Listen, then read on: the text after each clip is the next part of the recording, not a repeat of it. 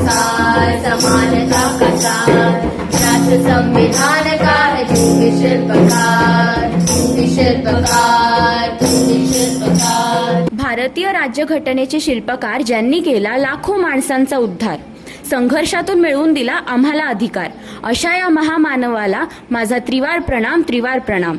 Doctor Babasaheb Ambedkar म्हणजेच भीमराव रामजी आंबेडकर यांचा जन्म 14 एप्रिल 1891 रोजी झाला। रामजी व भीमाबाई यांचे 14वे पुत्र म्हणजेच डॉक्टर बाबासाहेब आंबेडकर। बाबासाहेबांचे वडील रामजी हे इंग्रजी सैन्यात शिपाई होते। ते धार्मिक वृत्तीचे होते। त्यांनी मराठी व इंग्रजी भाषेचे शिक्षणही घेतले होते। आंबेडकरांचे कुटुंब त्या काळी अस्पृश्य गणल्या जाणाऱ्या महार जातीचे होते। अस्पृश्य असल्या कारणाने त्यांना नेहमीच सामाजिक व आर्थिकरित्या भेदभाव सहन करावा लागत असे। वयाच्या अवघ्या 5व्या वर्षी त्यांच्यावरील आईचे छत्र हरवले। सन 1900 मध्ये साताऱ्याच्या गव्हर्नमेंट हायस्कूलमध्ये त्यांचे नाव नोंदवले। 1904 मध्ये त्यांनी 4थीची परीक्षा उत्तीर्ण केली व ते मुंबईला आले। लोअर पेरेलच्या बदक चाळीत ते एका छोट्याशा घरात राहू लागले। एल्फिस्टन रस्त्याच्या एका सरकारी शाळेत ते जाऊ लागले। सन 1907 मध्ये त्यांनी मॅट्रिकची परीक्षा यशस्वीरित्या उत्तीर्ण केली। केळुस्कर गुरुजींनी सभा भरवून आंबेडकरांचे कौतुक केले व बुद्ध चरित्राची एक प्रत भेट म्हणून दिली। ते वाचल्यानंतरच त्यांना बुद्धांच्या शिकवणीची माहिती मिळाली व ते त्या प्रती आकर्षित झाले। जेव्हा मंदिरात जाणाऱ्या रांगा वाचनालयाकडे वळतील तेव्हा माझ्या देशाला महासत्ता बनण्यापासून कोणीच रोखू शकणार नाही। बाबासाहेबांना वाचण्याची फार आवड होती। त्यांचे वडील एक वेळेस जेवायचे नाहीत पण त्यांना पुस्तकं आणून द्यायचे। जर तुमच्याकडे 2 रुपये असतील तर तुम्ही 1 रुपयाचे भाकरी घ्या व 1 रुपयाचे पुस्तक घ्या। भाकरी तुम्हाला जगण्यासाठी लागेल पण पुस्तक तुम्हाला कसं जगायचं ते शिकवेल। शिक्षण हे वाघिणीचे दूध आहे आणि हे जो प्राशन करीन तो वाघासारखा गुरगुरल्याशिवाय राहणार नाही, हा मौलिक विचार त्यांनी सांगितला। त्यांनी अनेक वर्तमानपत्र सुरू केले। त्यात प्रामुख्याने मूकनायक आणि बहिष्कृत भारताचा समावेश होतो। डॉक्टर बाबासाहेब आंबेडकर अर्थशास्त्रज्ञ, राजकारणी आणि समाजसुधारक होते। ते ब्रिटिश भारताचे मजूर मंत्री, स्वतंत्र भारताचे पहिले कायदेमंत्री। डॉक्टर बाबासाहेब आंबेडकरांनी रुपया या चलनाच्या समस्येवर अभ्यास केला। त्यांच्या प्रबंधाचे नाव आहे रुपयाची समस्या, तिचा उगम आणि उपाय। भारतीय रिझर्व्ह बँकेची स्थापना करण्यात डॉक्टर बाबासाहेब आंबेडकरांचे महत्त्वाचे योगदान आहे।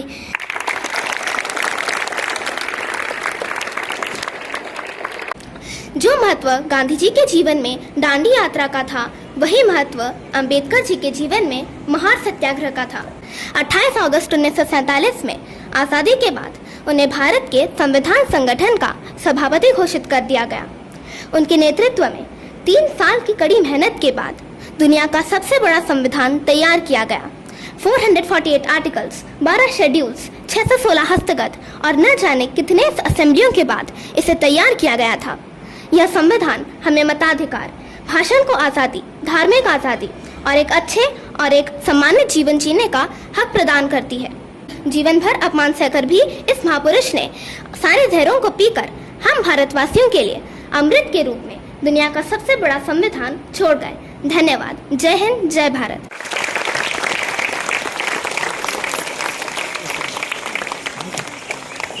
Dr. B.R. Ambedkar must be the chairman of the drafting committee, and under his leadership, supported by the other members of the committee, more than 1,17,369 words were written in the English version of the Indian Constitution.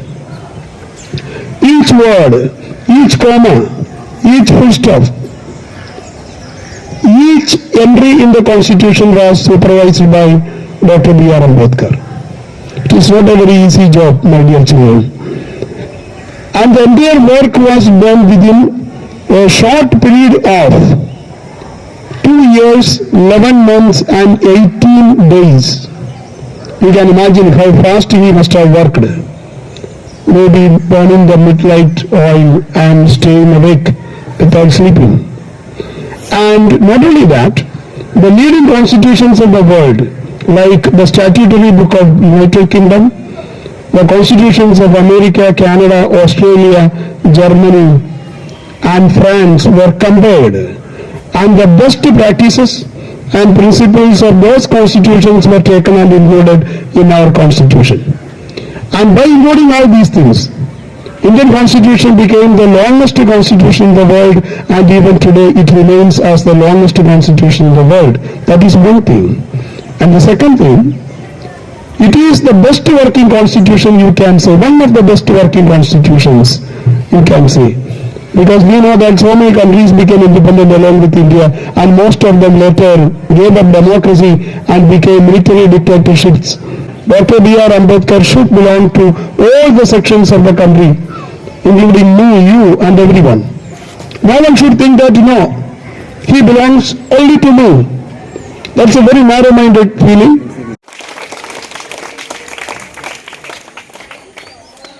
Employees working hours restrictions, तो आज जो 8 घंटे या 6 घंटे या 5 घंटे का जो जॉब रहता है, वेजेस वो फिक्स होता है गवर्नमेंट की तरफ से, that is because of the constitution act. Employees provident fund, employees leave salary, maternity leave, and there are so many facts he has added in the favor of employees. And not only for employees, he believes that a country can develop only when the country's female और जो ladies हैं, जो स्त्रियां हैं, वो जब तक progress नहीं करेगी तब तक वो कंट्री प्रोग्रेस नहीं कर सकता. ये उनका फिलॉसफी था. संविधान का है तू शिल्पकार, तूने ही सिखाया है समानता का.